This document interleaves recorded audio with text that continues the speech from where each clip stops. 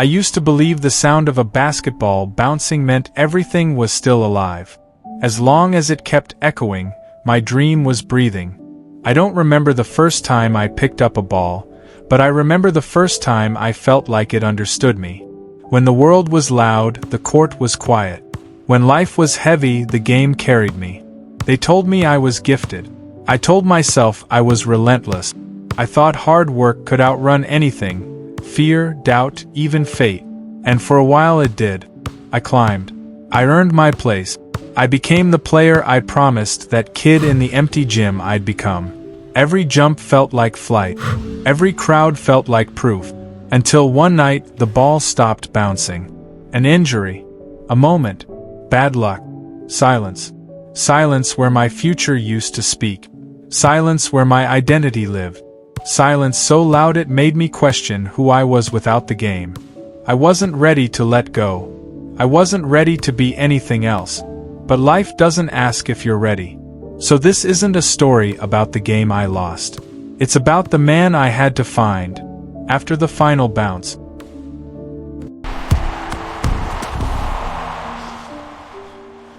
I can't feel it right. Don't move. Don't try to be tough right now. Look at me, Derek. Breathe. It popped. Something popped. Help is coming. You hear me? No. Coach. Tell me this isn't it. Tell me I'll be back.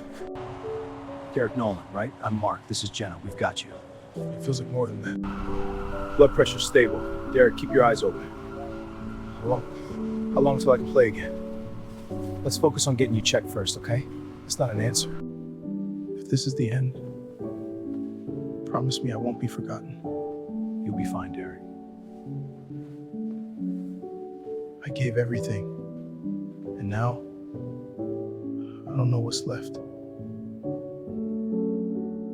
Derek Nolan never imagined he would be forced to answer that question. Not when everything he touched turned into rhythm, timing, and wins. Not when the sound of the ball against the hardwood felt like a second heartbeat. Not when the future looked so clear it felt guaranteed. Derek grew up in a place where hope was scarce but courts were everywhere. Cracked concrete playgrounds, rusted rims behind schools, dusty gyms with flickering lights. Basketball wasn't an escape at first. It was a refuge. A quiet place where the noise of the world faded every time the ball left his hands. As a boy, he stayed after everyone else went home. While other kids chased daylight, Derek chased perfection. One more jumper. One more dribble combination. One more sprint. He imagined crowds that weren't there yet. Imagined his name being announced, echoing off walls that had only ever known silence. Failure visited often. Missed shots. Lost games. Long walks home with sore legs and heavier doubts. But Derek learned early that greatness isn't built on talent alone, it's built on obsession. And he had that in abundance.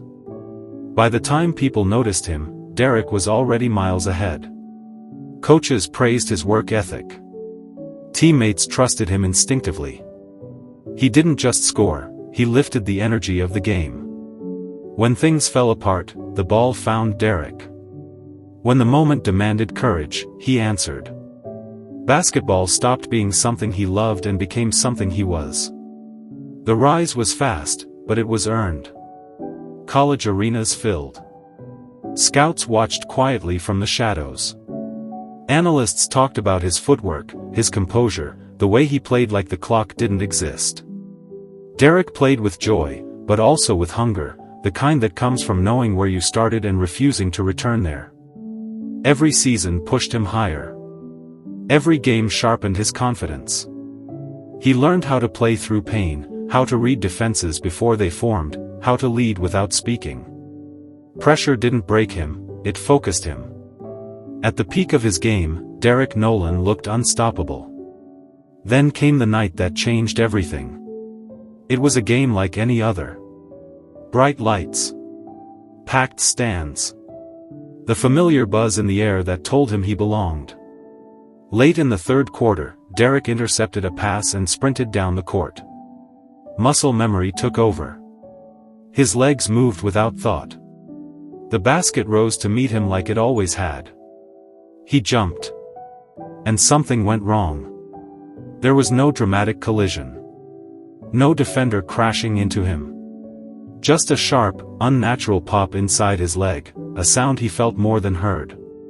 His body twisted in the air, instincts failing him for the first time in his life. He hit the floor hard.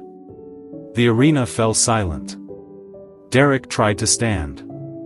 Tried to push himself up the way he always did. But his leg refused, sending pain screaming through his body. Confusion washed over him first, then fear. He had felt pain before. This was different. This felt final. As trainers rushed in, Derek stared at the ceiling lights, blinking back panic. The game continued somewhere far away, but he was already gone from it. Hospitals replaced locker rooms. Ice packs replaced game plans. Doctors spoke in careful, measured tones, as if softer words might soften the truth. Torn ligaments. Severe damage. Surgery required. Long rehabilitation. Derek listened, nodded, even smiled at times. Inside, he was already planning his return. He had beaten defenders stronger than this. He would beat this too. Rehab became his new season. Every day was a battle, learning to walk properly again, rebuilding strength that once came effortlessly. The gym no longer echoed with applause, only with the quiet hum of machines and the sound of controlled breathing. Progress came slowly. Pain lingered longer than expected. The body that once felt indestructible now felt fragile. Still, Derek pushed. Harder than anyone else. Because quitting was never part of his vocabulary. Months passed. Then more months. He returned to the court, cautiously at first. Simple drills. Light movements. But something was missing. The explosion. The confidence. The trust in his own body. He ignored it. Until his body didn't ignore him back. The pain returned sharper. Stronger. More limiting. Another scan. Another room. Another silence before the words landed. "You'll recover enough to live normally," the doctor said gently. "But competing at that level again isn't realistic." Derek didn't respond. Because those words didn't just end his career. They erased the future he had built his entire identity around. The days that followed were darker than any loss he had ever known. Basketball had given Derek structure, purpose, belonging. Without it, time felt meaningless. Mornings had no urgency. Nights stretched endlessly. He avoided watching games. Avoided teammates. Avoided conversations that started with, "So what's next?" He didn't know. Anger came first. Then sadness. Then emptiness. He questioned everything, his sacrifices, his faith, his worth. If he wasn't a basketball player, who was he? What value did he bring without the thing that defined him? There were nights he sat alone, replaying that jump over and over in his mind, searching for a moment he could undo. But life offered no rewind. The game moved on without him. New stars rose. New seasons came. His name faded from headlines. And Derek Nolan learned the hardest lesson of all: the world doesn't stop when your dream does. One afternoon, restless and exhausted from his own thoughts, Derek wandered into a small neighborhood gym. The place smelled of sweat and old wood.